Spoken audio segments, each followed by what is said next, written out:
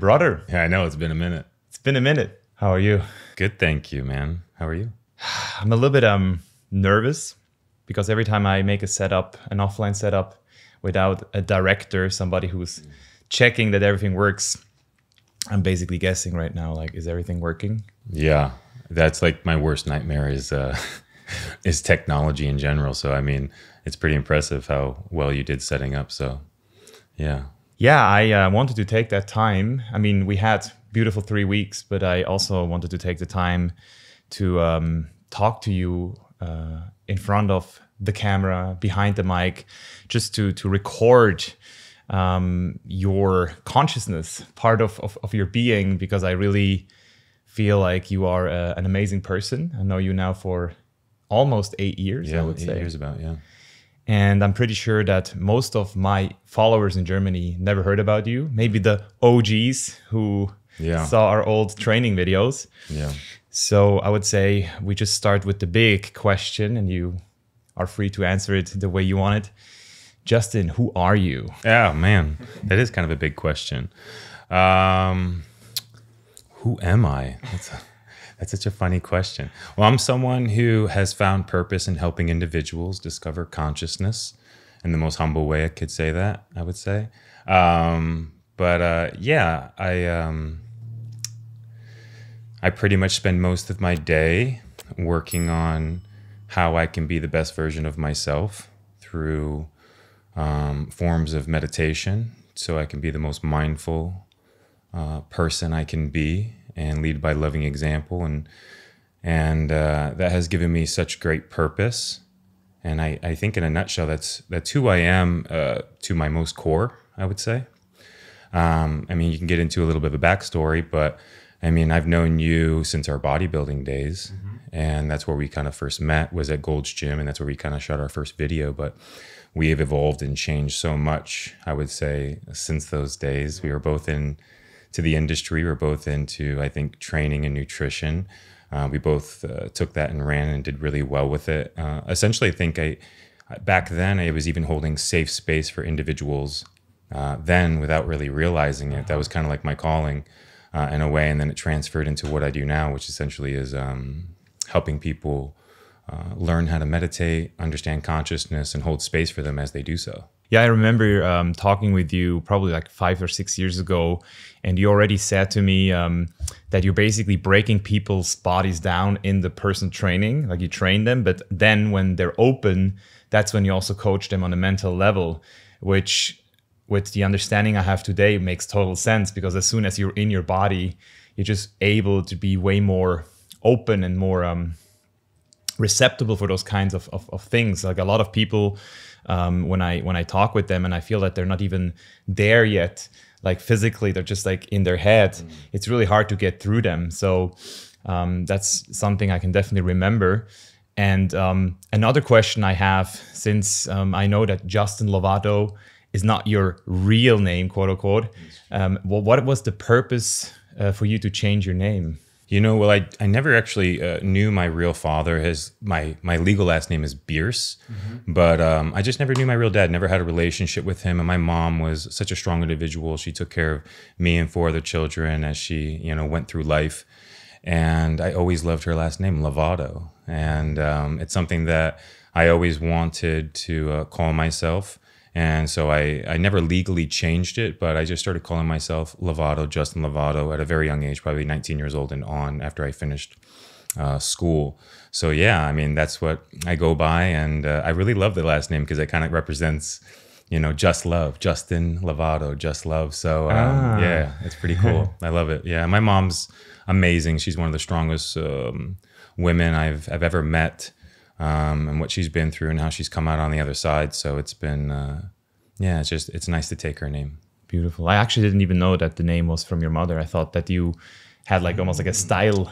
It was almost like, because it sounds like a really stylish name, right? It does, right? Yeah. I also like the sound of the name too. Yeah. But it's my mother's last name, my mother's maiden name. So eventually maybe I'll change it, but I don't even know if you have to anymore. Yeah. And the reason why I wanted to make this podcast, I know we're only having like almost like an hour, but in this hour, we're definitely going to just get a little glimpse into your brain, was just because you were, in my opinion, one of the people through my life, which I can say that you were always really authentic, really down to earth. You still had character, you still said what you were thinking, but on the same time, you were also able to evolve somehow over the years. Like when I met you, you were in a very hipster moment. I remember you had like glasses and like a special style. And then over the years, you evolved in your training and your philosophies. And now you're completely a different human being, which is very rare, to be honest. Like a lot of people I know, they stay who they are in their core at least.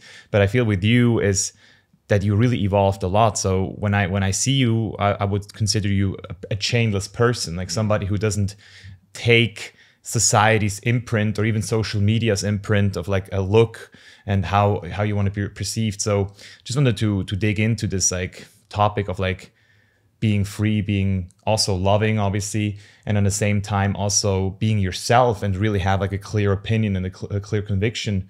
Like where did that journey begin for you? I think in a way, a lot of times it was kind of always my personality. I was more of a quiet kid growing up in the school that I was in. And, you know, my family wasn't relatively rich and or poor, but, you know, I just kind of was already like my own style, my own person as I went through life. And I never really, it's not that I didn't care what people think. It's just that it just wasn't important to me.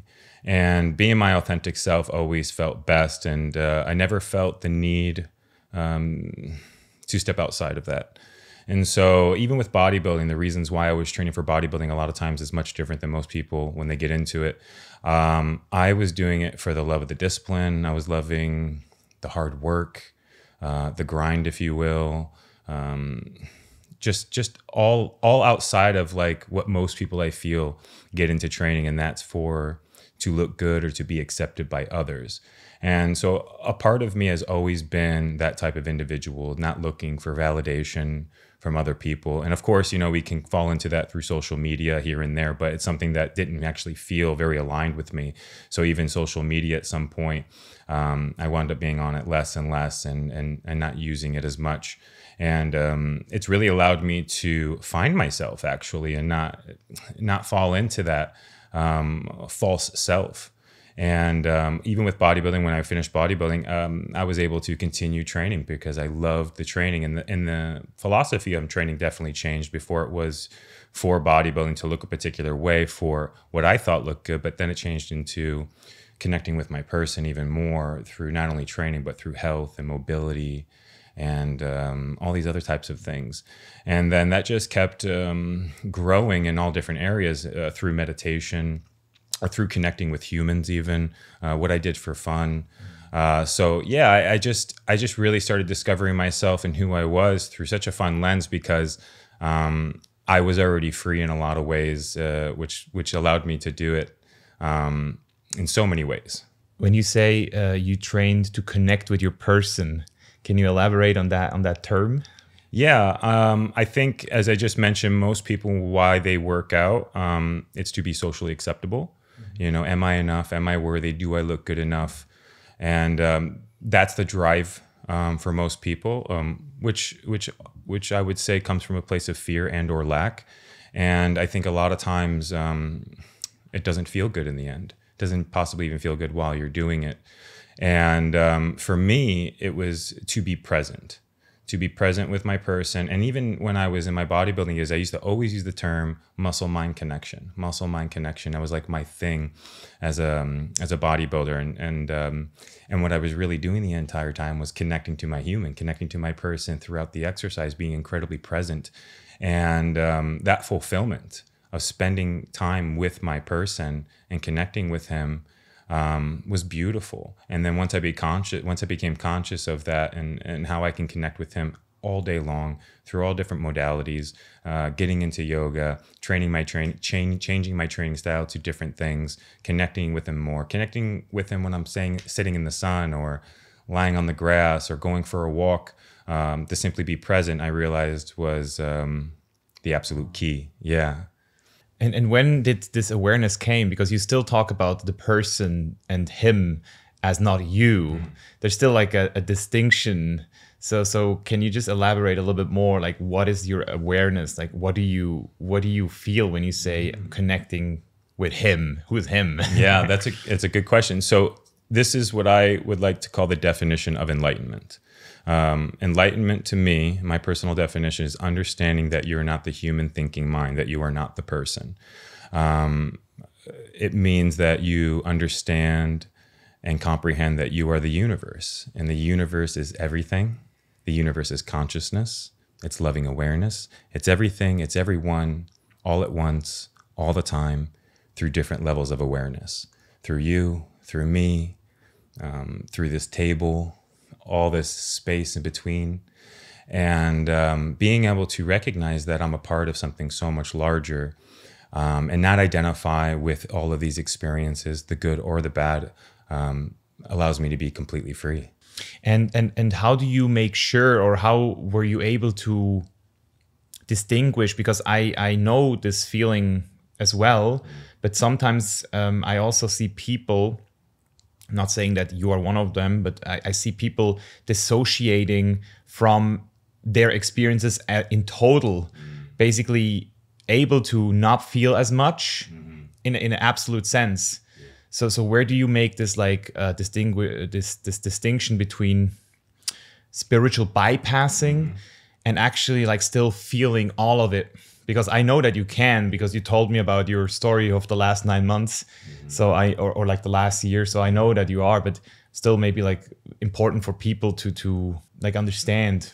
I'm just so grateful for the opportunity for this experience is a big part of it, and I understand how beautiful it is. I also appreciate the relationship I have with my person who is also part of consciousness.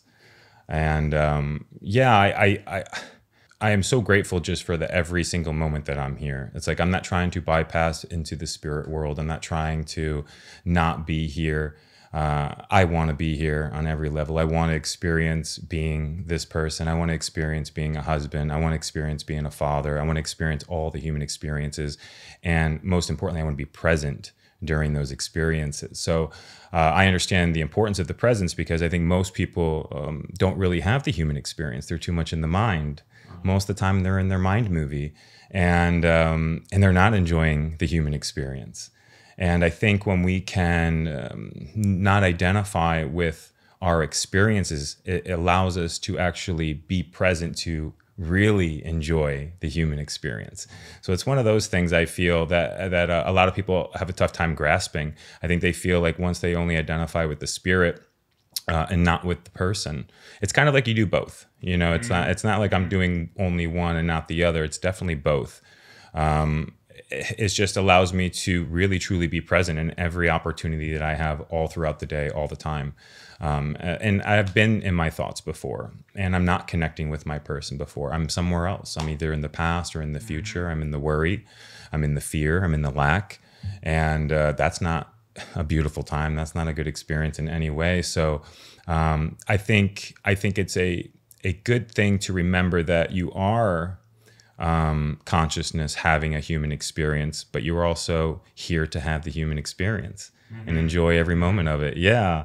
And to not forget that. I mean, we came down here for a reason, and I take full advantage of it by being present. Yeah, I can definitely say that just from living with you now for a little bit more than 3 weeks, it really feels like you are in your flow most of the time. Like it's really hard to not see you in your flow. We can probably identify a little bit more with our egos when we start to debate. Yes. That's our thing. And Yes. I actually enjoy the fact that you are one of the few people who can debate with me. Very heated, very, very strong arguments. Passion. And then 5 minutes later, sit together, eat and laugh and have a fucking, basically like joking time. even, yeah. Yeah, I agree. I think most of my work when it comes to meditation and understanding consciousness isn't for me to essentially like leave here either mentally or consciously. It's so I can actually be present. So all my meditation work, the main focus is to just be during meditation. I'm not really doing anything outside of that. And from that, it allows me to just be more aware of how I can be more present, how I can be outside of the mind, you know, remove the judgment, remove the need for validation, remove the unworthiness. And if you can just take these thoughts and really just toss toss them out, it allows you to just be here. So that's why I think consciousness and exploring consciousness and understanding who you are and an enlightenment allows you to actually be present and fully here as a human.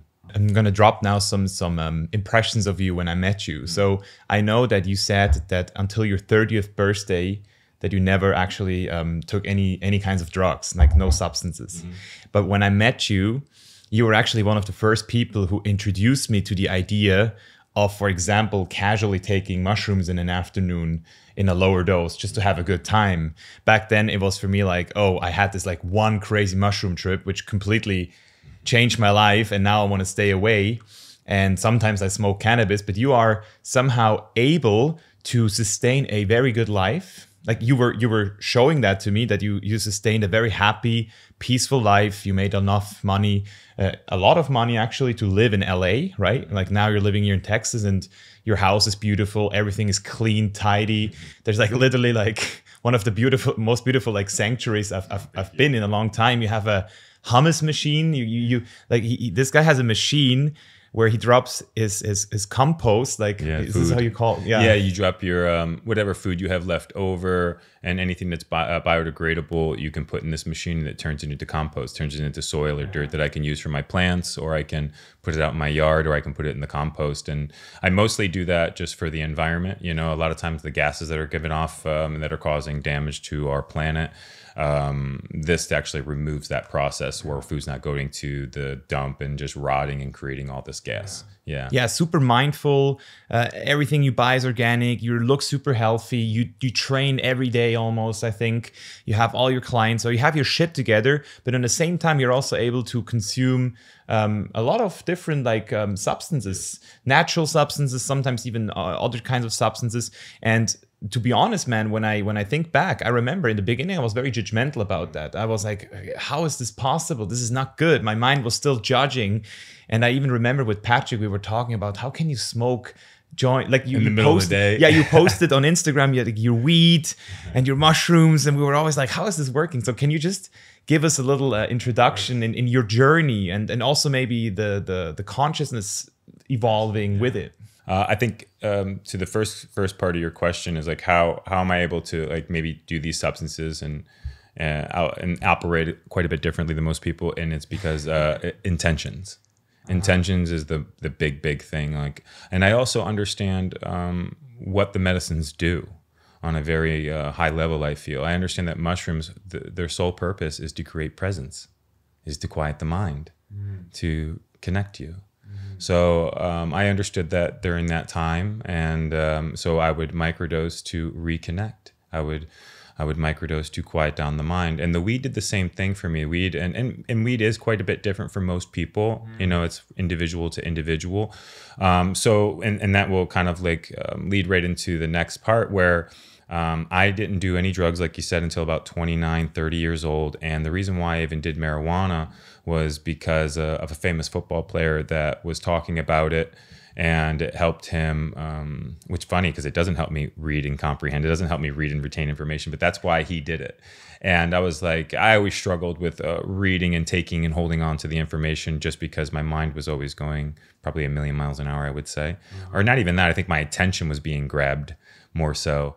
So weed slowed that down for me. And it allowed me to actually go inward and start thinking more philosophically and more lovingly and more empathetically. So weed was a wonderful tool for me to kind of start bringing myself to body. And we've just talked about how kind of finding body and reconnecting the body is kind of a really important awareness. You know, even when we're looking to connect, I think it's good to understand it's mind, body, divinity. And so the weed just did just that. Since it brought me to body, the mushrooms brought me to body, allowed me to just be more loving, more self-aware, more loving awareness. And so with those intentions, and while I was doing it, it was such a wonderful way for me to evolve consciously. I became more mindful about how I went through my day. And the first time I did mushrooms was, I think, 29 years old. And the next day I just found myself recycling more than picking up trash while I was walking around. It was all just intuitively. It was really quite strange. And it's because I actually felt more connected to the planet. I even started eating less animal products at that time too, and eating more plant-based. So yeah, it just made me more mindful, essentially more present. Yeah, it's beautiful. And on the same time, I'm also trying to figure out where is the thin line between like abusing those substances. Like, did you ever found yourself in a time where you used any kind of substances for, let's say, like numbing? Like, because that's what I usually walk into when I think about my marijuana days. It was also a lot about numbing, escaping, not feeling.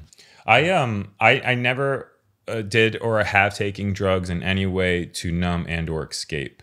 Thankfully, I never really found that calling to do it that way. I think the only thing that I can get caught up in is maybe an autopilot behavior. So something like your phone, right? A phone's a really good example. You know how we can all find ourselves mindlessly scrolling on these devices. Marijuana has done that with me before. I have been in a full-blown conversation with somebody in my house at one point, and I don't even know. I'm like rolling a joint on autopilot, taking it, putting it in my mouth and lighting it, and without even wanting to smoke the joint. And then I remember even being like, I didn't even want to smoke that. Like, what did I just do? And that was a really good self-awareness shift for me, because I remember that moment, because it happened only once. It really did only happen once, where I was like, what am I doing? I didn't even want to smoke this joint right now. So I got a little too comfortable with the substance. It became kind of during a routine, if you will. Like, I would wake up and I would normally smoke before my yoga, because it brought me to body with the yoga, and it was a wonderful way for me to reconnect. But then I got to the point where I was just like waking up and just like, without realizing it, kind of smoking even when I wasn't doing yoga. And so just becoming self-aware of having intentions of why I was doing things is really all I needed. And I had to learn and go through that. I remember when that happened, when I smoked without intentions and I didn't have anything to do, like my yoga or training or going for a run or maybe to go inward, and I didn't have anything to do, I found myself actually anxious. And I didn't even know what anxiousness was, because I don't consider myself an anxious person in any way. So, and I remember this happening. I remember smoking the joint without intentions, and then not having anything to do because my day was done and I didn't plan on, connecting. And I'm sitting on the couch and I find myself, and I kind of was outside of myself at this point too, which was kind of neat. I was like observing my behaviors. I saw myself get up and I'm just like, all right, let's see what happens here. And I went to the fridge and I knew I wasn't hungry. And I randomly opened the fridge and I'm like, dude, you're not hungry. You're looking for some form of distraction because right now you have nothing to do and you got anxious from smoking this weed. And then I sat down, then I found myself reaching and grabbing for my phone. And weed and phone are really not a good combo. Not a good combo. No, then you'll really mindlessly scroll for much longer than you would like. And so I caught that. And I had a good laugh about it. But then I also realized, like, hey, moving forward, like when we smoke, let's really try to be intentful about it. Let's have intentions why we do it. So most of the time when I smoke, it's to connect when I do yoga. It's to when I train. It's also when I want to eat a lot of food and have a lot of good time with my friends and dance and stuff. But I think intentions is a very powerful approach towards it. And so that's what I mostly focus on. Yeah, not just especially with drugs, but not just with drugs. Intention is everything. Everything. Why we eat. Yeah. Why we call people. Why we hang out. Every decision, basically. Why we're going on Instagram.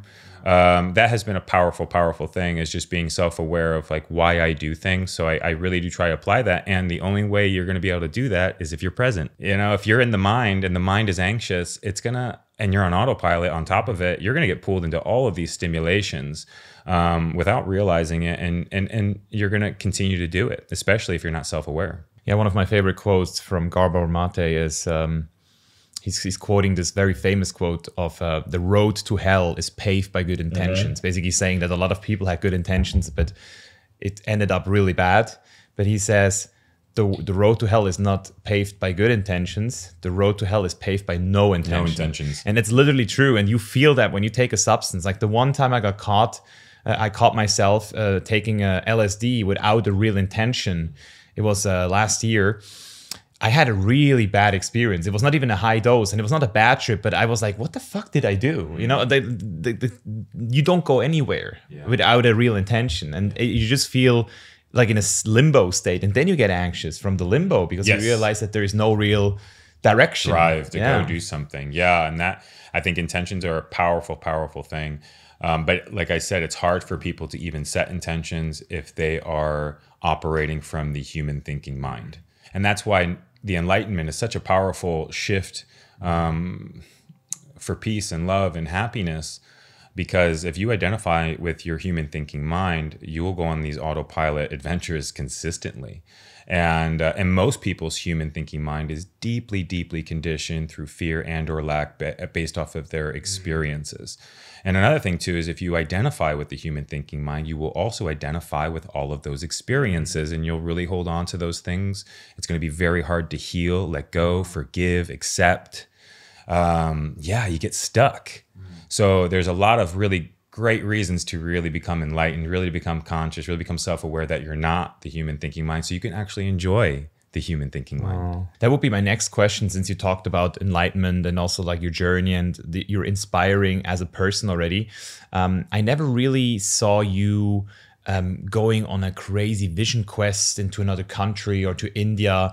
And I also never heard you talking about mentors or coaches, at least not from what I heard. So can you just give us an example of how you actually came to all that wisdom? Because on the one hand, you said you also don't have a father, you didn't have like a real father, maybe you had like to whom did you look up to?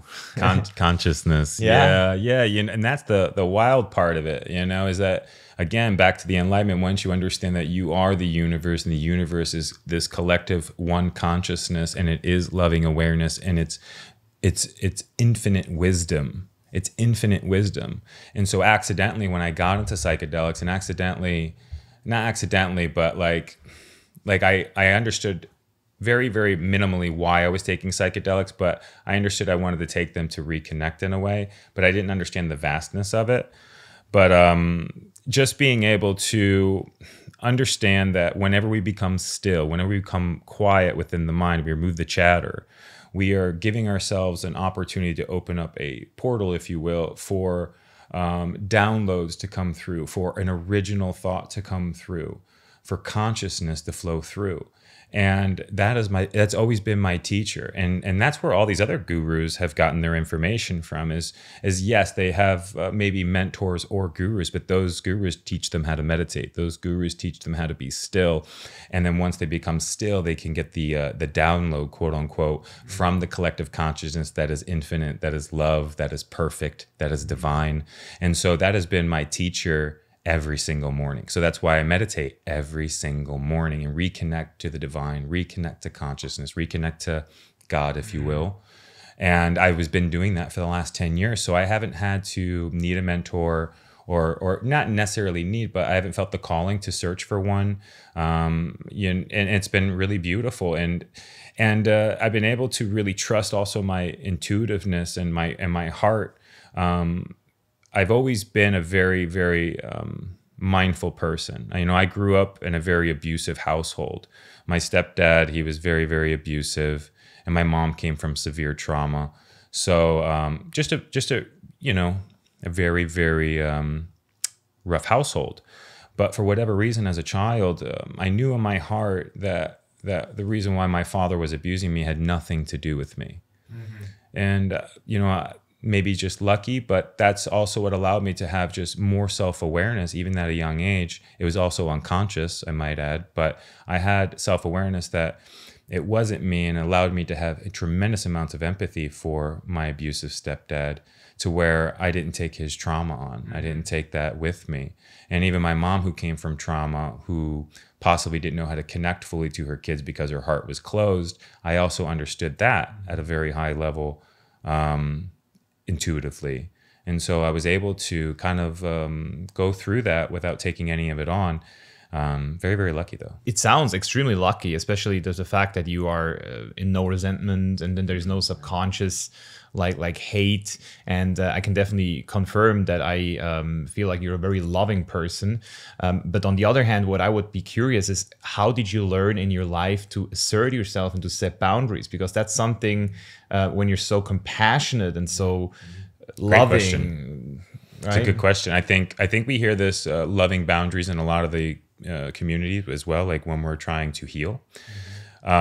So this is actually a really cool question. I think eventually you don't need to set boundaries. I think eventually your heart can stay open during all situations. I think the reason why most people have to set boundaries, and the reason why I don't have to set boundaries, is because my heart can stay open. And the reason why my heart can stay open is because I don't carry the triggered traumas that most people have. So if I have, say a person walks into a room who's incredibly anxious, and without realizing it, they can easily provoke other people. If other people are also coming from trauma where most people come from, they can really, really feel that person's anxiety. They don't know how to keep their heart open. They don't know how to hold the space for the individual. So they usually close down and either have to create space for that. But because as a kid, I was able to not take on any of the trauma, and I do my meditational work every single day and keep my heart open, I can hold all the space, which is why I do what I do for work. And the few times that I was provoked or dropped from consciousness to unconsciousness was because I wasn't doing my work. It had nothing to do with anything else. And it was never the person. That's one thing I always make very, very clear. If I become provoked, if I can't hold space, it has nothing to do with the individual. It's me. It's absolutely me. Because what happens is that what really happens is when our heart closes, it's because we're judging. That's it. And if you can remove judgment through meditative practices, then your heart stays open. If impatience is judgment, frustration is judgment. It's really fascinating. And I remember the few times that I wasn't able to hold space and I became frustrated at the individual, I can see how that really did work. When I become unconscious, they dropped even lower unconscious. They could feel you. You can feel each other's energies.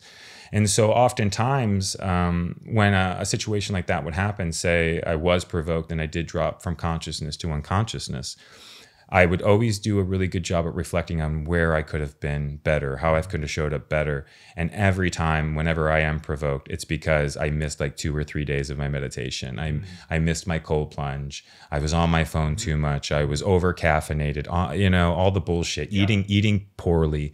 And it's always me. And I've been really good at looking at that and taking self-responsibility and understanding the importance of all this work that I'm doing, the reasons why I train, the reason why I hit the cold plunge, that board on my wall, is so I can keep my heart open and lead by loving example. Yeah, I definitely want to underscore that part of like being and becoming, right? Like you are a very good example of a person who has embodied all those things you're talking about. Like you're not talking about all of the different things. Like for example, if I look at my personality with a podcast talking about all different topics, there's a lot of things I just like to talk about, but I could never be all of those, right? Like there's a certain limitation in time and space still of what you can embody. So for example, bodybuilding, this was like 7 years of hardcore embodiment. So bodybuilding is a very easy discipline to distinguish person who talk about it versus people who do it. Like there's a lot of keyboard warriors who know all about the science of bodybuilding, but because they don't really go hard and they do more the theorization of it, you just don't believe them at some point, and that's very easy to see it in that kind of sport where we come from. And I see the same thing when I look at myself when I started reading books. At some point I was reading 50, 60, 70 books, but I never really meditated every day for an hour or a half an hour or did like the breath work every day. So in those kind of disciplines like yoga, meditation, there's so much more intrinsic and actually almost no extrinsic value to it that it actually almost takes like a lot of self-love, like you said, to actually do it for yourself, even though nobody's watching. Obviously, you can show your fucking meditation every morning on Instagram, but that gets also, it's kind of a narcissistic thing to always film yourself doing self-love routines, right? Yeah, I even noticed that within myself. It's like I train from my home now. I don't even go to commercials gym anymore. I meditate in this room that we're sitting in right now. My cold plunge is right here. I do my yoga in my living room. Yeah, it really is getting to know yourself and not seeking validation from anything or anyone while you do it. And that's a really sweet spot to be. You really get to know who you are on all the levels. And that's just terrifying, but freeing. You become free. You become free of it. You become so free, free of everything. It's like, that's one thing that I can truly say is I feel like I am one of the most free individuals out there, because I am not my mind. And it took all of these practices to really, truly understand that on a real fundamental level. Yeah. And on the other hand, I'm obviously curious now to hear, who do you want to become? Like, does that even matter to you? Or do you have goals? Do you have certain, like, how do you switch from being to becoming? To just being? Huh? Now just being, becoming, then being.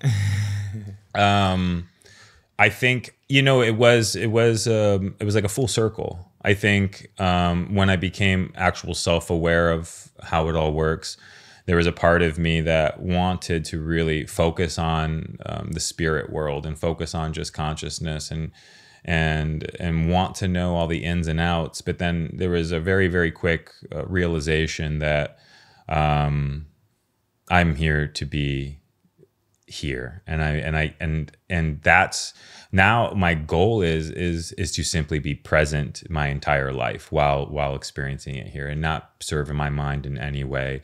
And so that's what is my drive now. While I wake up, it's also to be of service. That's a big push for why I do what I do, because a lot of people do suffer from the mind and they can't really break free. So if I can hold space for individuals to come to this realization as well, it gives me some beautiful outer purpose.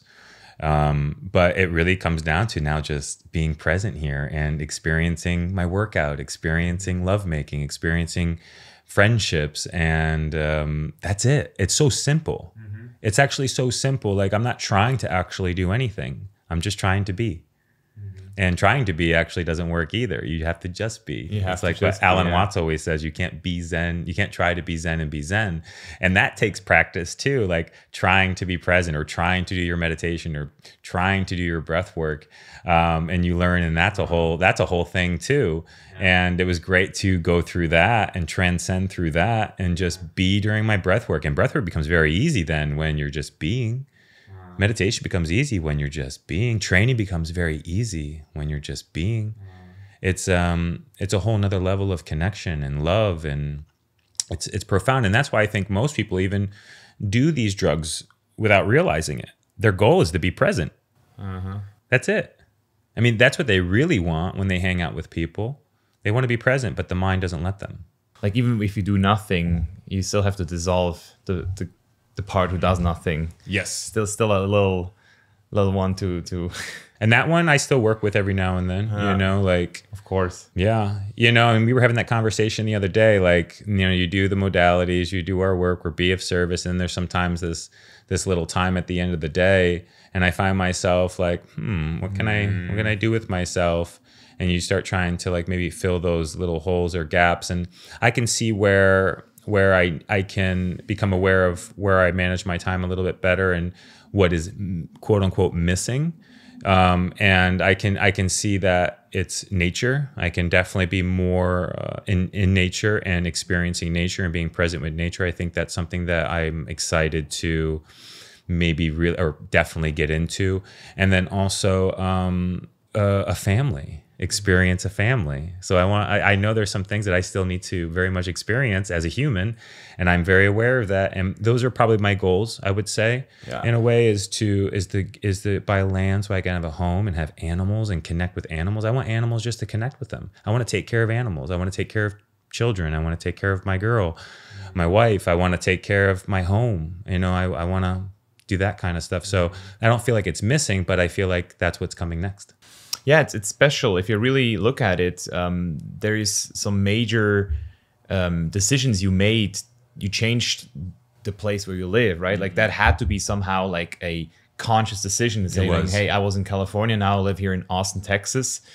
So there was a part of like a part of you who wanted to become, who wanted to go somewhere else, and now a part who wants to become a father, who wants to take more responsibility. And also through living with you now, I really appreciated the mirroring we had to each other, because it's good. For me, it was a very good allowance to be more, to just be more in the flow. And for example, when I recorded this breathwork session here, I was a little bit excited, but also anxiety was a little bit here, because sometimes when I have bigger projects, I'm like, I'm going to do this now. And then I have like a 3-hour block in my calendar, and this has to happen then. And through living with you, I was like, okay, right now I don't feel it. I'll wait a little bit longer, and then all of a sudden, after an hour of letting go, I'm like, ooh, now I want to do it, and then I do it exactly when it has to happen, not like almost like trusting more into your my own feeling. Yeah. And then you came back to me and said, like, Misha, I like your structure. I know I like the way you plan stuff, and then you actually execute. So it's almost like there is a healthy balance. Yeah, it's the yin and the yang. It's the Tao. And, I can definitely become incredibly floaty. And right now I do live by myself. I feel like that's a part of it, to be honest. Like I can become very, very floaty. And once my girl ends up, moving in and making children, I feel like that will really ground me and help me create tremendous amounts of structure, just because it will require it. But it's like right now I can definitely get a little too floaty. And the reason why I say that is because I still want to work towards things here in this matter form, in this human form, and and you have to have structure for that. And you have to be goal oriented for that in many ways.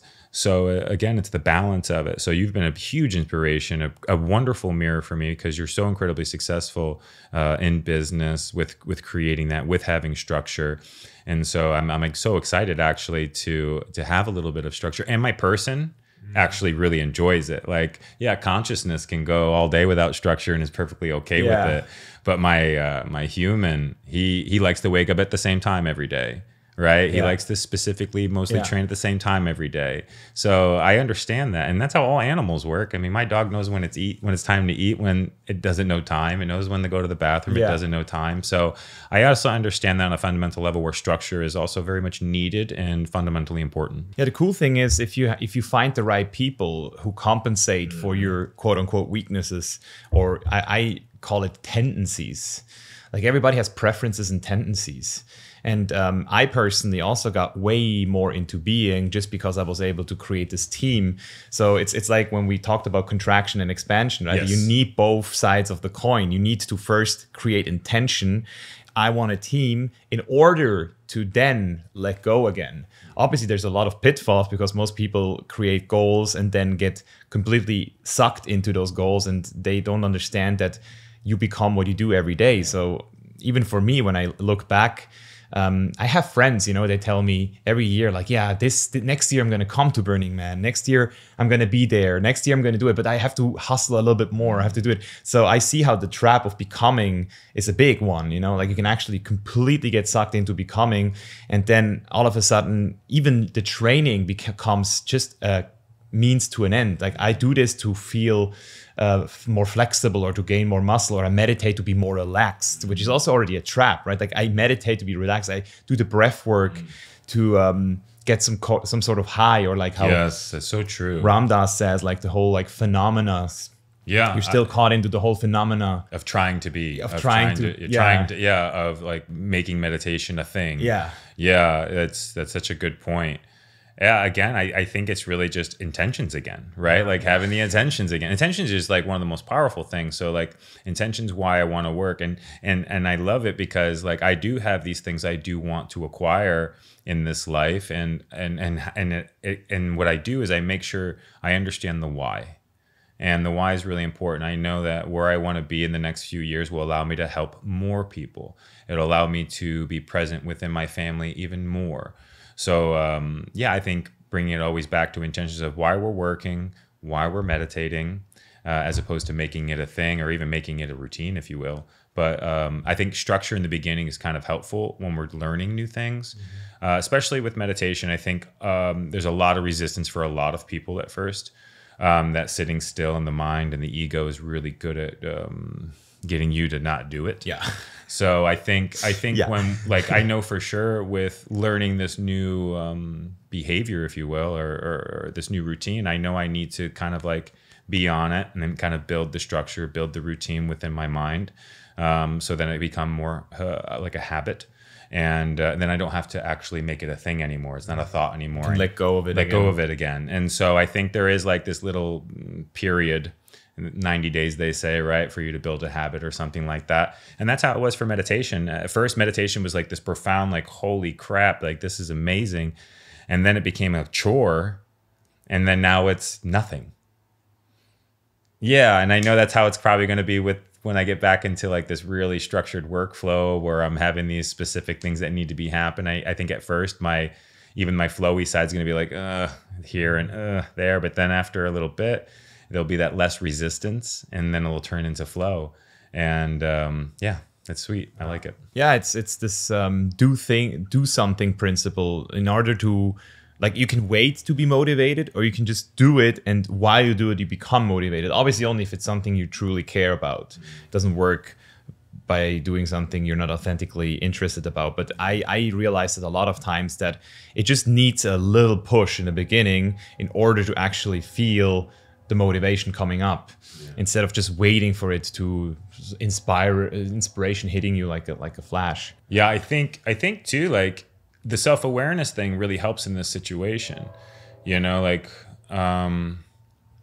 being able to step outside your person when the person is resistant, and then being able to move with that person and dance with that person and give them grace and not shame or guilt them when they don't show up and when they don't want to do it, right? I think that's a huge thing too. So the enlightenment thing is so powerful, because whenever my person wants to not do this, I can be like, why? And like work with him and ask him all these questions, and like, okay, if he needs a break from it, or if he can push through it, how can I work with him? And being able to step outside of the thoughts that are not me and hold the space for when my person has this resistance, and making it a thing, I can be aware of it. I can be aware of it and like kind of not get pulled into those thoughts, that the thought movie, if you will.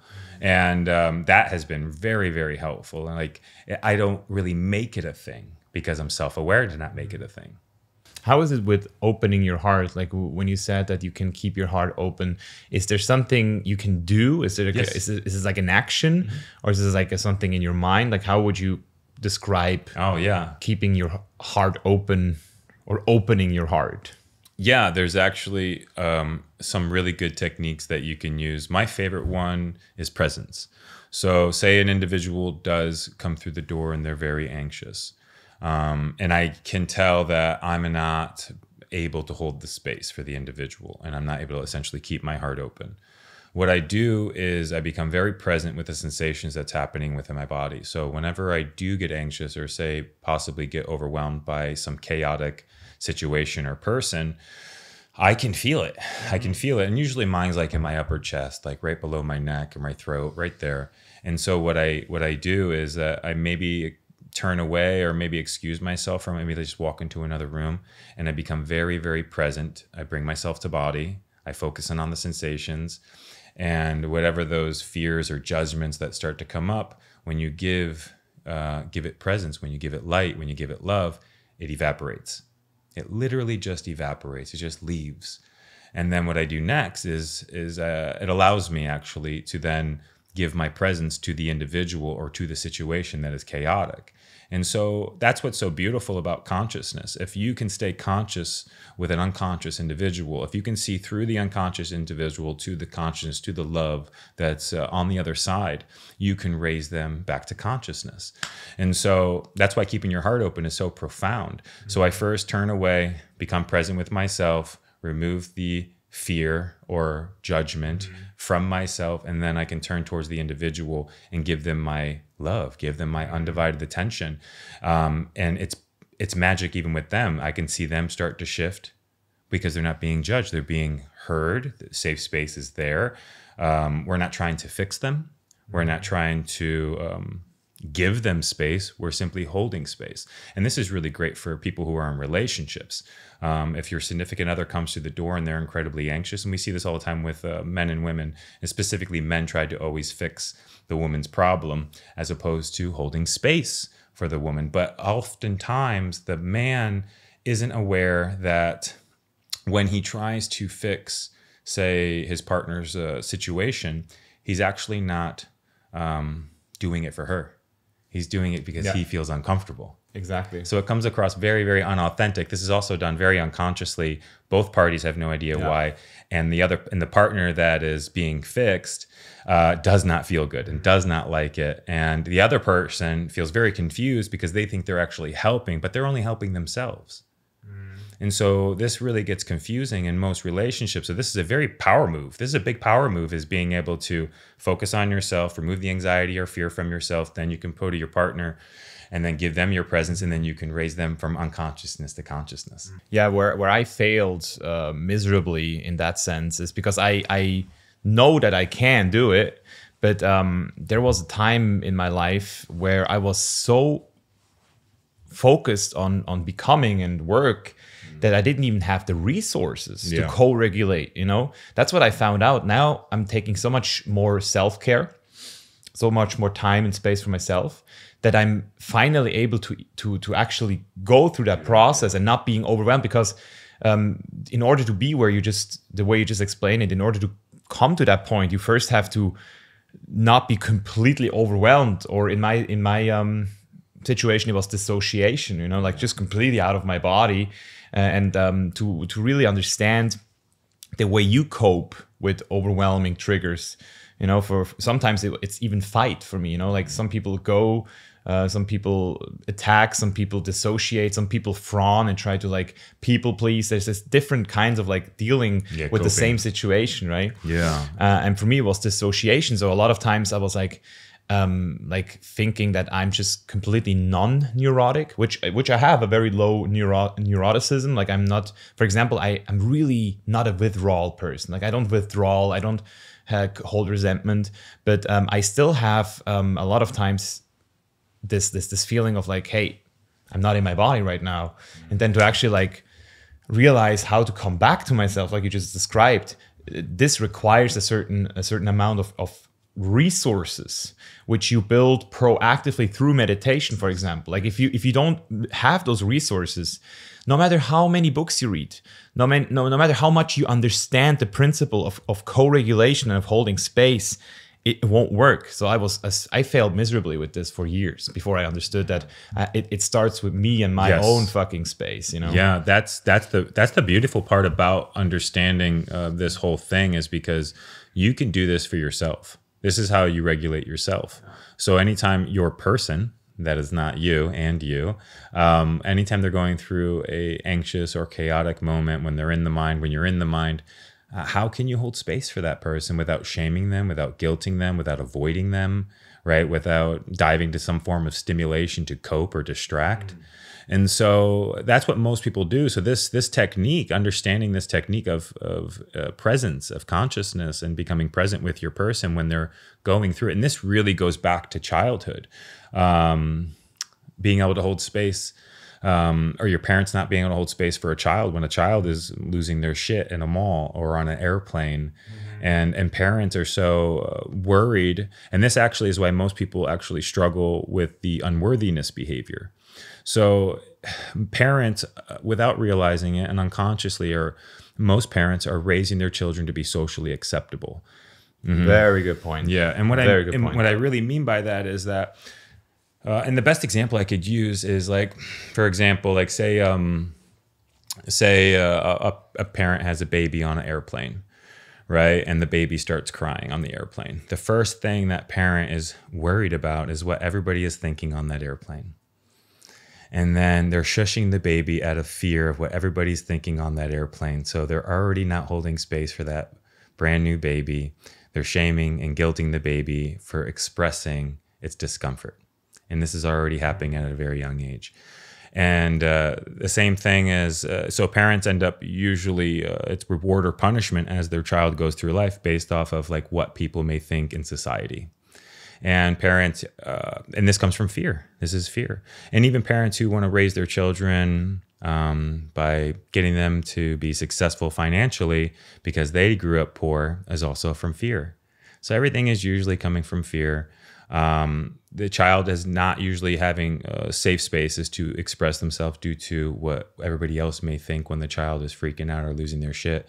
And so this is where a lot of people end up getting this behavior of unworthiness. And the school systems also reinforce this with the pass and or fail, and then also the dogmatic religions, the heaven or hell. So this is a big, big collective thing here. Like most people that I work with are all coming from this space, the unworthiness. The reasons why they become doctors is to be accepted, socially accepted. The reason why they look good and work out, to be socially accepted. The reason why they get in relationships is because they think they're supposed to be socially accepted. The reason why they get married, the reason why they have babies, even the reason why they eat clean. I mean, the list goes on. It's always to be, am I enough? And when we come from this space of unworthiness, of am I enough, and we go through our entire lives, it's never enough. Yeah. You can do all of it and it will never be enough because you're not enough. You're unworthy. And it's not sustainable driving from that place. And that's why you have to switch to love. Mm-hmm. You are enough. You are worthy. You've always been enough. Mm-hmm. It's just that you were told differently as a young age, and you were shamed at a young age, and you weren't allowed to cry and express yourself at a young age. And our parents didn't know hold space because they were also carrying trauma. Their heart's closed. They don't know how to not give a fuck about the people on the plane, and put their hand on their baby's heart and be like, you're okay. You're okay. Connect to your baby. Emote. Be present. Be present with your baby. And you do that with your friends. You do that with your partner. You do that with your children. I do it with my dog. It's amazing. And the dogs have been such a wonderful, I mean, you've been here. He's a brand new puppy. Yeah. And he has just taught me so much because this is a lot of the stuff I preach. And, he's waking me up in the middle of the night. He's shitting all over the place. And I can feel myself get triggered essentially and be impatient and frustrated, which is all judgment. And I'm judging this dog essentially. And my heart's closing and I can hear it in my tone when I'm telling him no, or I can feel it in my energy and my body. I can feel it. I'm frustrated. I'm annoyed. And then I'm like, hold space for the dog. He's a puppy. He's just freaking out. He's just a little puppy. And what if this was your kid, crying in the mall? Or what if this is your kid crying on the plane? So I've been really loving having a puppy. And it's been cool because the first few nights of him doing puppy shit, I found myself getting frustrated, and even getting him out of the kennel and bringing him outside at 3 a.m. I can feel my frustration. I can feel all of that stuff. And then I caught it. The only reason why I caught it because of my meditations, but I caught it. Yeah. And at first I would wake up and feel the trigger. I'd feel my heart close, but then I was able to no, we're not doing that. We're not doing that. Let's go out there. Let's talk really peaceful to the dog. Let's be present with the dog. As weird as that sounds, get on the dog's level and change my voice, change my tone, change my essence. And I saw it in real time within myself. It was actually really cool. And I'm in a lot of ways really proud of myself because now I wake up and there's no trigger. There's not even a trigger. He shit all over my carpet. I had to get it cleaned. It was a catastrophe. It was when we were going out to go see a show. We had very minimal time. Things were rushed and all this kind of stuff. And there was no trigger. I wasn't mad at him. I normally be mad at the dog. You want to it's wild. It's absolutely wild. And, animals can teach us so much. And it's been really cool. It was also really nice for me, a good training. I felt it, I think, once or twice when he barked so much close to me that I felt this there was this anger coming up. And today, even before I set this up here, he started to biting into the cable. Cord. And for a moment I was like, no, and it was a different no, because it's because there's discipline and there's loving discipline, right? And you can lovingly discipline your child. Yes. For example, what I already see is when a child doesn't come for dinner, right? That's how I already see it. I'm gonna have rules. If I call you twice and you don't come down, there's not going to be dinner, but it's not going to be wrong that you didn't do anything wrong. I'm just going to say, look, this is the consequence, and tomorrow we're going to do it better, right? Like almost like stay friends.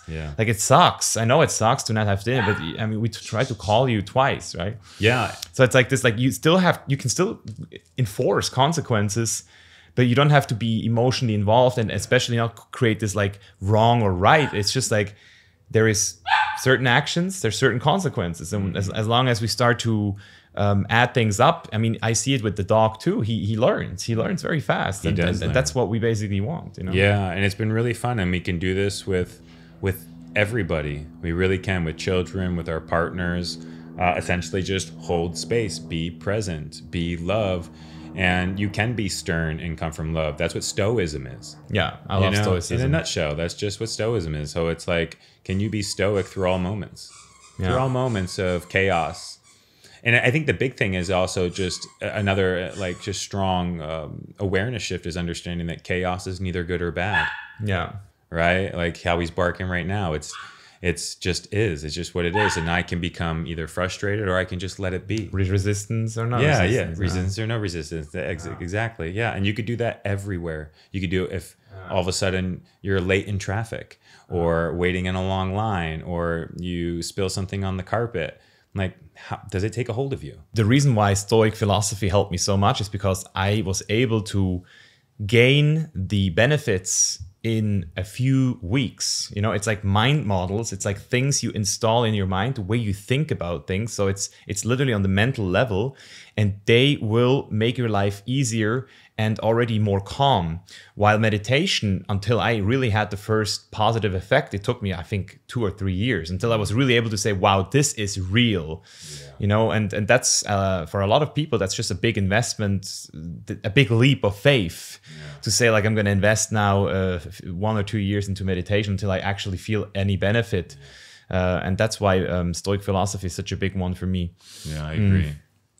I think what I wanted to wrap it up, since we're sitting here in your meditation room, in your temple, basically, right? It's like, how did you? I mean, you still do personal trainings, I see that, but I feel like this is your new calling. So how did you end up here, and who is your customer? Like, who do you work with? Yeah, you know, well, I found myself into this field because I think unconsciously with personal training, I was essentially holding safe space for people without kind of realizing it. So when I started meditating and became more aware and more free of my mind, a lot of people saw that and they gravitated towards it. And so I actually started meditating on my own on a daily basis, and all of my PT clients were seeing like these tremendous changes within myself, the way I was going through life, the way I was training them. I also found breath work. So when I say meditation, I was using breath work to fall into a meditative state. It was the tool that I was using to quiet my mind.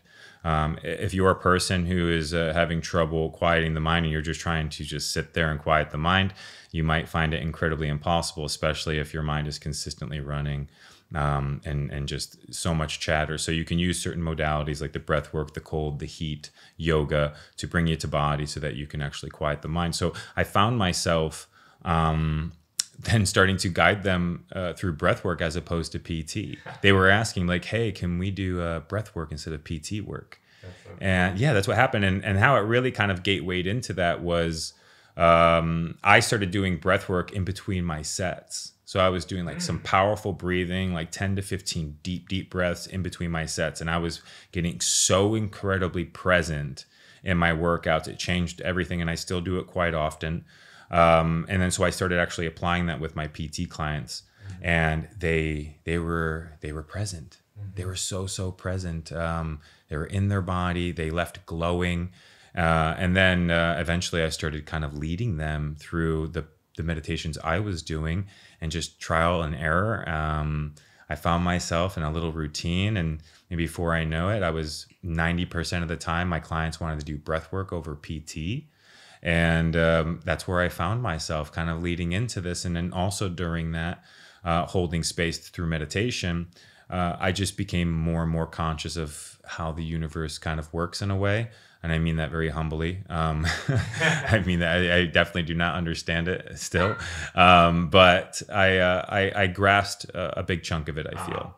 And I found freedom in so many ways. And I think a lot of people are searching for just that, quieting the mind. And so that turned into also conscious conversation. So the way I usually work is introducing people to the breath work, meditation, and then as they go through this awareness shift, this awakening, this remembering, I have conscious conversations with them as they go through it, because most of the time it's hard to remember. Yeah. It's really hard to remember that we are consciousness having the human experience.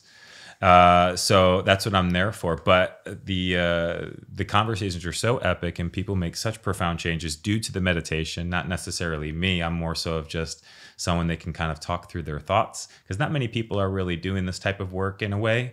And so that's what most people say. It's just really nice that they can actually have these type of conversations, and to where they don't feel insecure or weird about, they're not being judged with these profound moments they're having within themselves. And then also, like, I think I'm really good about breaking down what it is that we're doing. We're holding safe space for our person to heal from our traumas, to accept and to let go and to forgive, to be free. And I think most people don't even know what meditation is. They're like, oh, I'm not sure what that really is. They don't even know how to do it, first of all. And then understanding what it really is about. And it's really about becoming still, becoming quiet. Yeah. So that's what I teach. I teach stillness in a way. And then have some fun conversations while at it. Yeah. And that's where all the freedom lies. Yeah. Literally. Yeah. Like, I'm so glad I found my way through a lot of, how do you call it? Like wrong turns, you know? Well, those are part of it. Those are every part of it. Yeah. I mean, they're wrong turns are all lessons. When you get provoked, those are opportunities, you know, like they always say, like, when you ask the universe for courage, it doesn't give you courage. It gives you chances to be courageous. Yeah. That's straight up. How it is. Yeah, it's how it is. So I love when I get triggered. I love it. I absolutely love when I get triggered, because then I get to reflect and see where I could have shown up better, what I was kind of missing, or what did I slack on. And I look at it with grace, and then I step up to the plate and I'd be better next time. And I absolutely love getting triggered. It doesn't happen much anymore, but it's really, and I'm sure it will, but I love it. And teaching this type of stuff to people and seeing their growth, their peace, and they also fall into their purpose. You know, I think everybody, there's inner purpose and outer purpose. I love that term. That's what Eckhart Tolle uses. And I think our inner purpose is to become enlightened. And then once we become enlightened, we then can lead by loving example through different avenues and how we operate here. And that's our outer purpose. And it's what you do as a chainless life coach. It's what I do as a meditative coach. People sometimes do it through reading, through song, through dance, through teaching, through holding space. And so find the inner purpose, and then the outer purpose is much, much more fun, much, much easier to understand what you want to do, how you want to lead, how you want to hold space for other individuals to figure out the same thing. And that's what we're doing. That's really like the chain of events that happens. Yeah, eventually you get played by life. Yeah. Life's playing you. Yeah, it's really and cool. You can just experiencing it as an observer. Yes. And whenever you feel like you want to almost like intentionally start to think again and to philosophize out of fun, you can do that too. Still, it's still a part of it. That's what I was really scared in the beginning when I became aware of that world of not being, nothingness, nobody, no self, emptiness. I was like, who am I if I accept this reality? But now I'm like, oh wait, there's both. There's concentration. There's not doing anything. Expansion, contraction, feminine, masculine, the duality. It's just like so beautiful to be in it, and to dance with it, it's a to dance. Flow with it, to yoga, to be yoga and everything that you do, to not resist, to flow. Right? It's really what it is, and that's where the freedom lies. And it's really, really cool to be free of all of that other bullshit and just be. It's really cool. Aho. Thank you, brother. Thank you for having me on. This was fun. That was easy, huh? Yeah, it was good. Easy. Thank you so much That was awesome. letting me sleep here for 3 weeks. Oh man, my pleasure. You have invited me on your journey so many times, and we've shared so many amazing moments. It's like I couldn't wait to have you here and host you here and play sound bowls for you. And like, yeah, man, like have you at my cold plunge and have you work out with me. Like I couldn't wait to pay it forward. Yeah, so thank you. Many more to come. Yeah, man, for sure. Fun life. All right, my friends, we're out. See ya. Peace.